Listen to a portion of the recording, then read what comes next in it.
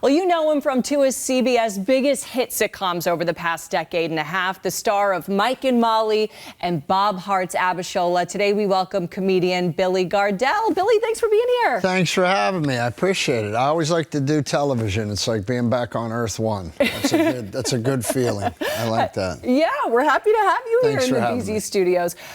You're here in Boston because you're on tour. I am. You're going to be at Laugh Boston all weekend. Yes. Talk to me about returning to stand-up. Well, I think once a stand-up, always a stand-up. I took 3 years off to get healthy. It's me, the guy from Mike and Molly, same guy, less calories. But I went from a young Jackie Gleason to an old Paul Newman now. So. But you do look like Paul Newman. Oh my goodness. In his later years, I wish I could have looked like him when he was younger. There's a resemblance there. But I just, I thought I was done with it, and then that itch just kind of comes back. And I just want to get back up on that live stage, and I had a bunch of buddies kind of push me back in, and I'm grateful I did. So I've been out touring, and I want to do good here in Boston, so come down to the shows, all right? Please, give me a chance. That's all I'm asking.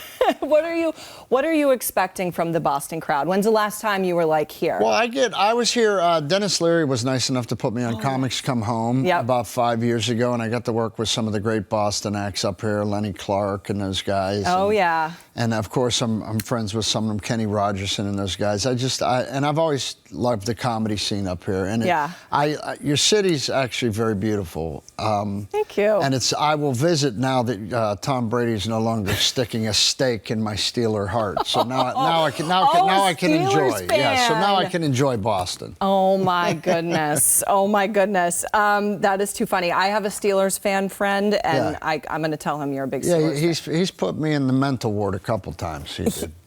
Okay, but the new statue's being unveiled in Foxborough tomorrow, so don't go to Foxborough. Good. You won't be happy. Big new Tom Brady statue down there tomorrow. Just a giant reminder. No one wins here but us. That's right, or for a little bit at least. Right. You've had a really long career, comedy career, voiceover work. Very lucky. Number of TV, films, shows. What's been your favorite thing out of all of it? I think you come back, if you're a real stand-up, I think you always come stand-ups first, because that's who brought you to the dance. And I honestly think it's the hardest craft, because everything else you can practice, rehearse, or do over. Stand-up, it's live or die every line, so I love that.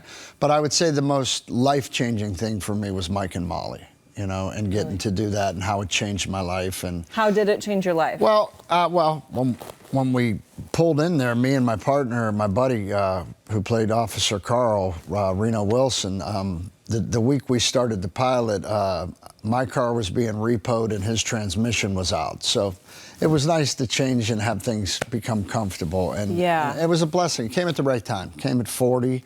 And I think everybody was pretty grateful when that happened. And then I got to work with that cast, Melissa McCarthy and Rondi Reed and Lou Mastilla. I mean, just great actors that we were all kind of on the same page. Nobody had a big breakout yet, so there was a lot of gratitude through that. So. And to do it together is fun. It was great. And we still get together, once a month, and we have lunch, and now we talk about, what our kids are doing and which part of our bodies hurt. That's what you do now. Yeah.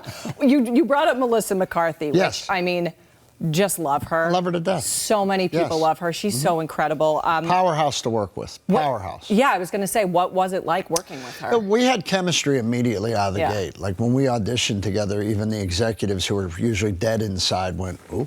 So we knew there was something special there. And then as they started to understand her improv talent, by the third year we did this cool thing where we would do 2 takes exactly like it was written, and then they would give her one to do whatever she could come up with, and then I would tell her, don't tell me what you're going to do so I can react naturally, and we kind of developed a thing, and then they would take the best of the takes, and it became just a super fun atmosphere. Did they always end up taking the last one? No, because sometimes we messed everything up, but then every now and then we would beat the ones that were done, too, so it was kind of a fun, it just elevated the whole game. Oh, yeah, the two of you, so fun together.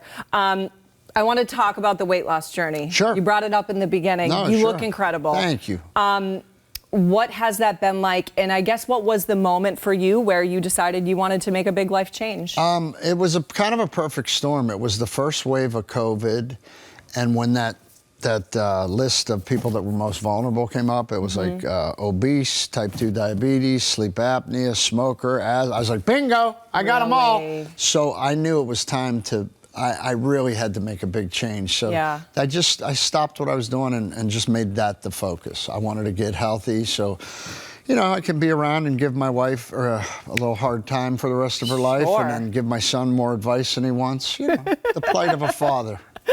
Well, it's incredibly inspirational. Thanks. And truly to see the transformation. Well, I just tell people honestly, I did bariatric surgery, and then I follow a routine every day. But I always say, no matter what you're going to do, it's between your ears. If you don't change that part, whatever you're going to do is going to fail again. And I went through that many times too. So would that be your advice to someone going through a similar situation? I don't. Whatever you do, whether it's some of these weight loss drugs or bariatric surgery or low carb, whatever you do, do it a day at a time, and just understand that it's the mental aspect is the change you have to make. If you can change that, then you're right. Because I grew up in a house where it was like, we had a bad day, let's eat. We had a good day, let's eat. So I had to learn that food was just fuel. And if you suffer with that and you understand that, that's the thing you have to address first. Totally. Food can be so emotional. Oh, it's devious. And it's hard. It is really hard. Piece of pie's never yelled at me, ever, not one time.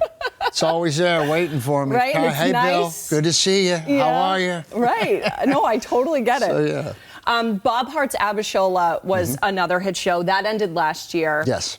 You're doing the stand-up now, but what do you think is next in the pipeline? You know, I'm looking for a little more, I'd like to try my hand at some serious stuff. I did a little independent film called The Vortex, which is on Amazon, where I played this gambling degenerate from like 1980 out in the MGM. And he's an in-house comic, and he kind of, to deflect his addiction, he's kind of like the therapist for the nuts that are regulars in the casino. It's a cool little independent film, and that's hopefully going to open some other doors. And I'm actually, I'm open to another sitcom. I'd love to pull up a hat trick. Nobody's done that. But, you know, everything, where I'm at now, I feel very blessed. And so now it's just about just being an artist. You get over the hump of how am I going to make it? Am I going to be able to make some money? Then when you do, I think it comes back to that beginning thing where I just want to create. I just want to be creative. Totally, you have that creative freedom now. Yeah, exactly. So we'll see. I'm open to whatever it is. Oh, by the way, and if you're on your weight journey, don't listen to anybody except the nice people. Because when I was heavy online, it was, he's too fat. And then when I got skinny, it's, I think he's sick. Like, just don't listen to any of the noise and go take care of yourself. Yeah, it's true. You can't please everyone, right? You're never going to please 100% of the people. You just have to do what's best for you. You've got to take care of you, exactly. Yeah, all right. Billy Gardell is going to be at Laugh Boston. Laugh Boston. All weekend long. Go laugh, go see him. Billy, thanks so much for being here. Thank you for your time. I appreciate you. Of course.